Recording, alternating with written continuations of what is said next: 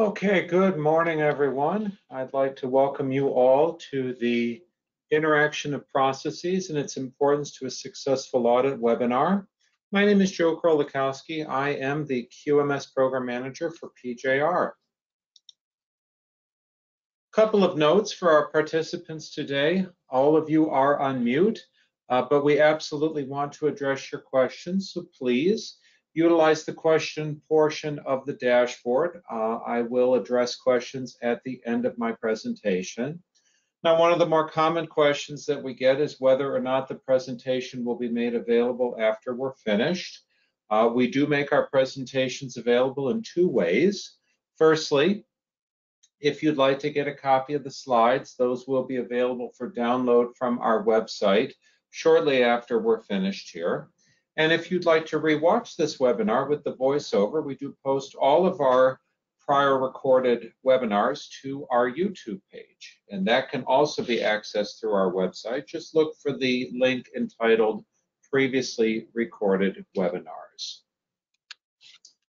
Now, our topics for today, we're going to kind of dig into some background on why this is such a key issue and why it's such a big deal during your audit. We'll unpack where in ISO 9001:2015 these requirements are rooted. We'll discuss both what is and what is not a process. And then we've got some strategies for you on meeting this requirement, potentially with very little adjustment to your existing documentation. We've also got some examples for you on how this can be done, examples that have been accepted in past audits. We'll also discuss the impact of outsourcing on this activity. So let's begin. Now, back in 2014, quite some time ago, we were told that we had to be a little more strict in our assessment of client interaction of process documents. And part of what was driving that change was the pending revision to ISO 17021, which we ultimately got the following year in 2015. Now, ISO 17021, you can think of that as sort of a ISO 9001 for certification bodies. It's a set of requirements that we have to abide by or we don't get to keep our accreditation. Now, within that document, there's a clause that reads as follows. It says that an audit program for the full certification cycle shall be developed to identify the audit activities required to demonstrate that the client's management system fulfills the requirements for certification. Now, the key part of that phrase is this business about the client's management system. So in other words, we have to perform our audits, document our audits, etc., in such a way that they are reflective of our client's management system. So that translates to we have to perform the audit against your processes. And only your processes. We're not allowed to make up what your process names are. We're not allowed to invent what your processes are. That's not our function, and we're not permitted to do that. So we have to use your interaction of processes document in completing the audit report, preparing the audit plan, etc. Now, most of our clients do a decent enough job of putting the interaction of processes, or IOP, together. But if it is not a well-rendered document, it can be very difficult for our auditors to do an effective job of completing their audit, writing the plan, what have you. So we've instructed our auditors, and these instructions obviously have been in place for some time, that if the documents they are presented do not do an effective job of identifying what the processes are, they need to issue a nonconformance against the client for that concern. Now, in terms of where the nonconformance would be cited, we would look to ISO 9001:2015, and in particular, the verbiage that is present in section 4.4. There's actually 3 clauses that are predominantly in play here. Firstly, that you shall determine the processes that are needed for the quality management system. That comes in 441. 441 continues to say that you need to determine the sequence and interaction of those processes.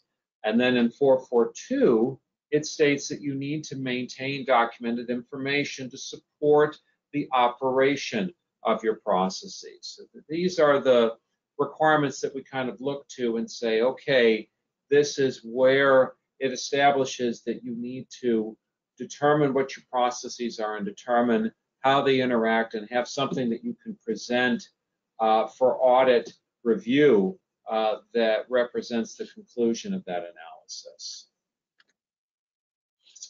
Now in ISO 9000, which that is the fundamentals and vocabulary document. In ISO 9000, there is a definition for process that's provided. And that definition is a set of interrelated or interacting activities that use inputs to deliver an intended result. And this is a key aspect of how we understand what is a process. Obviously, it's a good idea to start with the official definition. And we've been trained to kind of hone in on this business of interrelated or interacting activities. This helps us understand that a process is not a single step. It's a series of activities that are focused on a shared goal. Now, in terms of what are typical processes, I've provided a list here of process designations that come up most often, or very often, I should say. Certainly, we see sales, purchasing, production, which is obviously a collective term that's meant to represent a lot of different things, shipping, design and development. Now, obviously, the interaction of processes, the IOP, it needs to be a reflection of what you and your organization have concluded your processes are. Now, if you are a simple operation, a simple company with just a handful of processes, well, that's fine. As long as those processes collectively represent a fulfillment of ISO 9001:2015, that's okay. We have lots of companies that we work with that have 3 processes, 4 processes, etc. In a very simple operation, that's completely conceivable. You just need to be prepared to demonstrate how do those processes fulfill the ISO 9001 requirements. Now, in terms of IOP documents that get rejected, the ones that are going to get written up on audit day, these are going to be one of a few possibilities.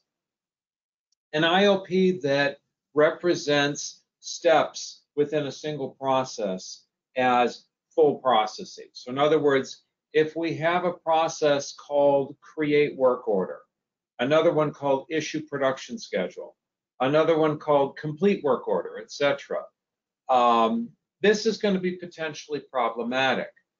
If you look at this list I've given you here, it's conceivable that these are 5 steps of a single process, but they are likely not processes by themselves. So that's concerning.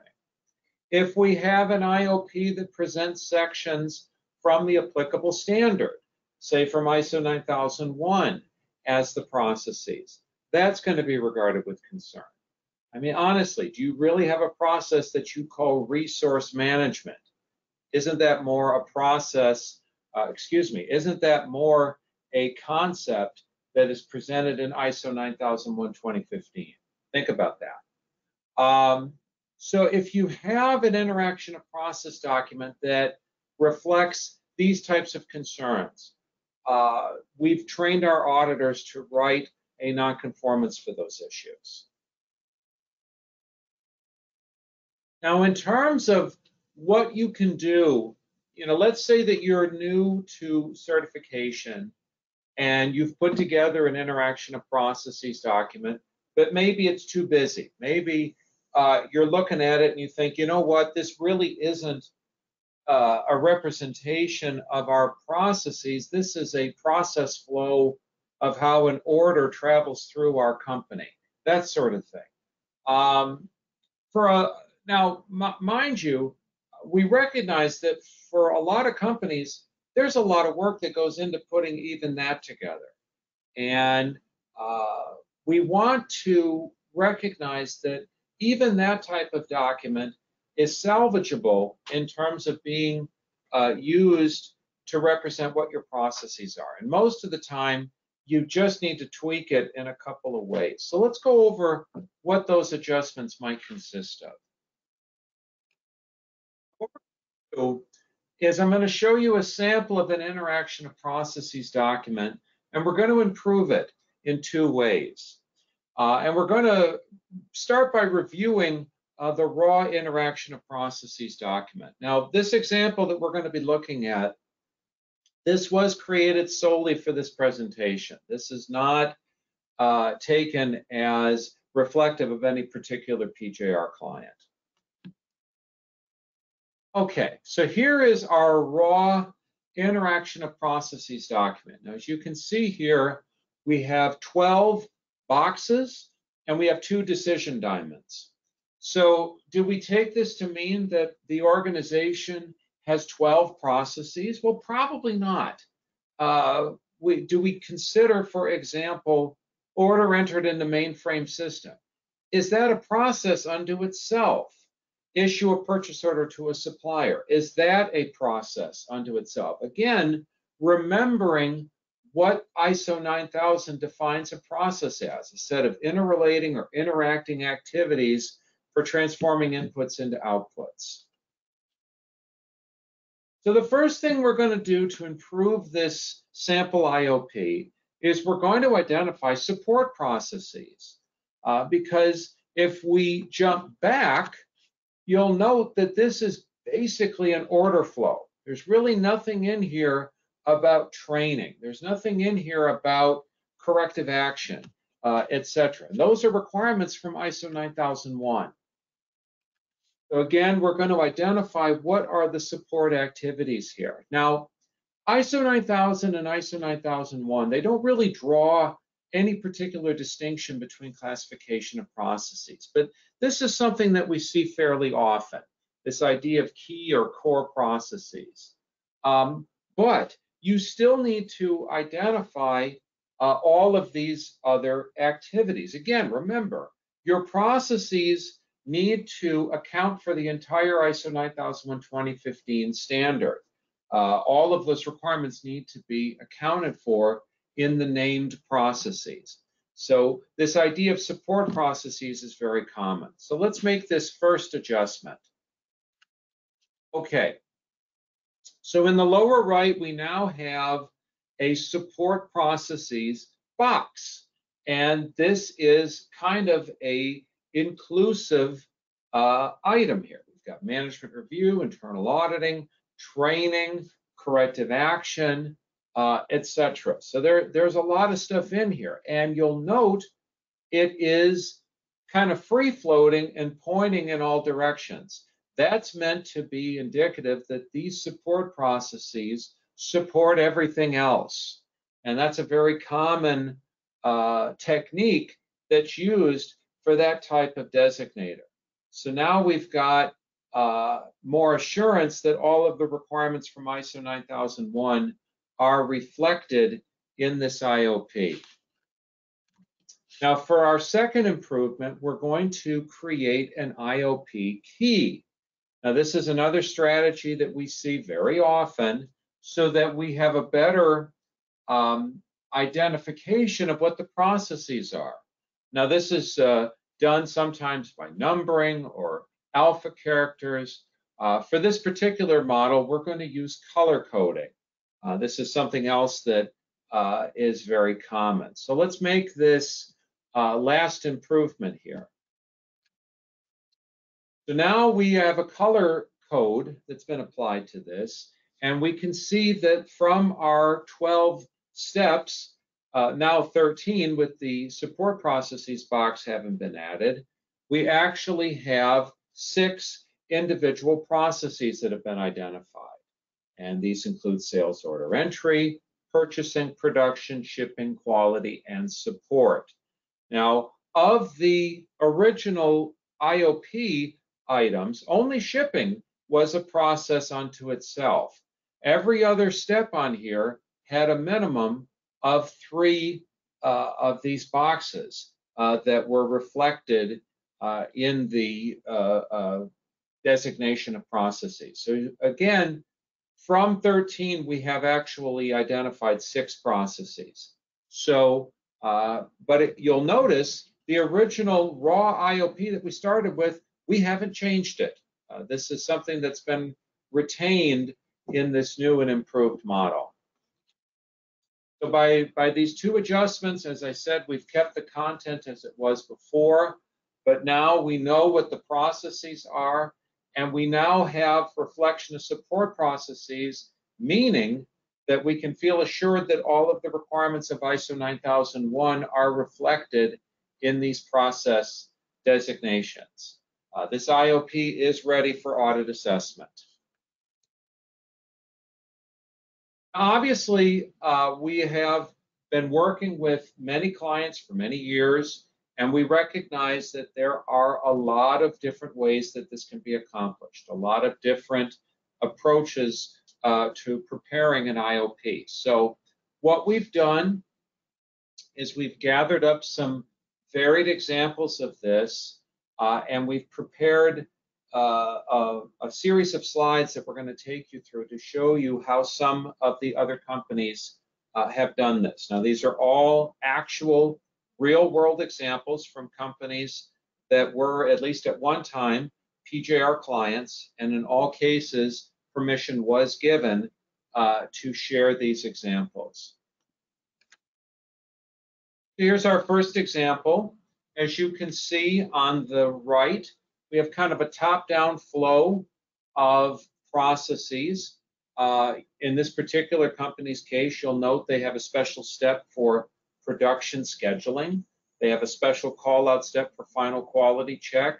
And much as in the case of our test model, we have support processes kind of disconnected, but identified in such a way that it's intended to reflect a support for the entire system at large. Here's kind of an interesting model. Again, you'll note that the support processes, this time they're kind of called out as management related. They're off to the side and disconnected. What I like about this IOP is in a couple of cases, the unique nature of the process names. This company clearly put some thought into what their process designations needed to be. So they have, for example, overhaul as a standalone process, inventory management as a standalone process, and so forth. So, and they've clearly put some work into where are the process interactions that are actually taking place. For example, quoting interfaces with both work order, receiving, inspection, and overhaul, but not inventory management or shipping. So that's intended to kind of reflect some processes interacting and some not so much. This is an interesting approach to an IOP. This particular approach is commonly referred to as swim lane. Now, in this particular company's case, they came to the conclusion that they had 4 distinct processes. As you can see on the left, these processes are labeled sales, purchasing, production, and support. And again, under support, we have multiple sub-process steps, if you will, that support the other 3 main processes at large. Also, you will note that sales and purchasing kind of begin independent of each other, but they sort of meet in the middle. and ultimately lead to the initiation of the production step. Interestingly here, production is taken to be inclusive of the shipping step as well. And that's perfectly fine if that's how it operates in practice.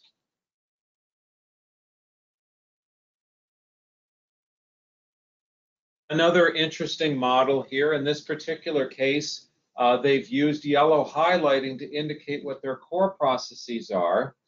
And they've identified that if it isn't highlighted, it falls under support. So if we take that idea, there are 6 processes in play here. The 5 that are highlighted and the rest all kind of collected together under the heading support.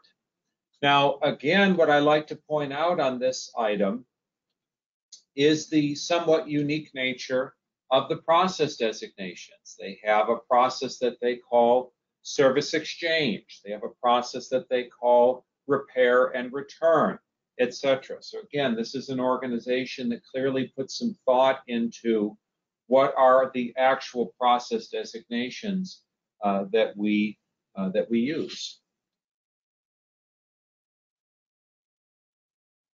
Now, another layer of requirements that kind of adds to this is this idea of outsourced processes. Now, many of our clients outsource a few or even several of their processes to external providers. Now, external provider is defined as a provider that is not part of the organization. Now, that's an inclusive term, and it refers to a wide variety of possibilities. Could be subcontractors, could be traditional suppliers, could be partner companies, parent companies, what have you.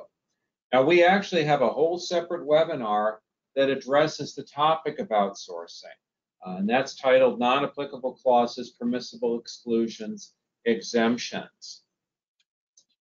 Now, there are a variety of outsourced process possibilities. Right up at the top, calibration and verification of measurement devices. This is something that we see outsourced often. It's necessary for an organization to work with an outside provider to validate their measurement devices. It could extend to training, could extend to the design activity, non-conforming product disposal, and so forth. So, how does this factor into the IOP document? Well, again, we would refer back to the applicable requirements from ISO 9001 that are in play. As we mentioned earlier, 441, you are required to determine your processes that make up your quality management system. In 841, it requires that you maintain control over any outsourced processes. And in 442, again, documented information supporting the operation of your processes. Now, we've recently had some accreditation body feedback that has reinforced our position that this means the IOP has to identify what your outsourced processes are. So it has to reflect what are the processes and which of these processes are fully or partially provided by an outside party. So how might you do this? Well, there's a couple of ways this can be done. You might use a special font. You might use bold underlined text. You might give outsourced processes their own special place on the IOP. There's a lot of ways that that can be done. The approach to be taken is entirely up to you. In conclusion, we want to ensure that we are providing our clients with a value-added audit while meeting all applicable requirements. It is our hope that this presentation will help you develop an even better understanding of what your processes are. I'd like to invite you to tune in for one of our other webinars. I have a presentation about ISO 9001 2015. It is a breakdown on the more common issues that come up in ISO 9001 2015 audits and what is typically expected for those areas. I also have a presentation entitled Non-Applicable Clauses, Exclusions, Exemptions, developing a better understanding of what can and what cannot be excused in an audit assessment. Now, both of those presentations are shown roughly semi-annually, and they are both very popular. So I do invite you to tune in for either or both of those. We have webinars on a wide variety of other topics, including Stage 1 auditing, AS 9100, IETF 16949, and so forth. If you'd like to be kept informed of the latest news automatically, the best way for you to do that is to visit our website at www.pjr.com. Go to the bottom of the page, enter your email address in the provided space, and click subscribe. You will be opted in for automatic updates on changes to the standards, upcoming webinars, and other points of information. I'd like to thank you for your time, and I'm going to go ahead and unlock the question portion of the dashboard and see if we have any questions today. Okay, we do have a couple of questions here from Nelu Pinero Cordero. When there is a change in our high-level process workflow, who should we inform to? During the past, surveillance audit process was updated by PJR and the audit plan was wrong. Well, Nelut, if you've updated your process designations and you know you have an upcoming audit, the best way for that to be addressed is to share that updated process interaction with the auditor as soon as possible. If you have an established auditor that you've been working with, you can even reach out to that person in advance before the audit is actually scheduled. Either of those would be acceptable. Maxine Campbell asks, should the audit plan include the process steps displayed in the IOP diagram? Absolutely, yes. And if, Maxine, if you're receiving an audit plan that bears no resemblance to your process designations, you need to kick that back to the auditor and tell that person, no, you have not effectively put an audit plan together that reflects what my company is all about. You absolutely have a right to do that. Are there any other questions today?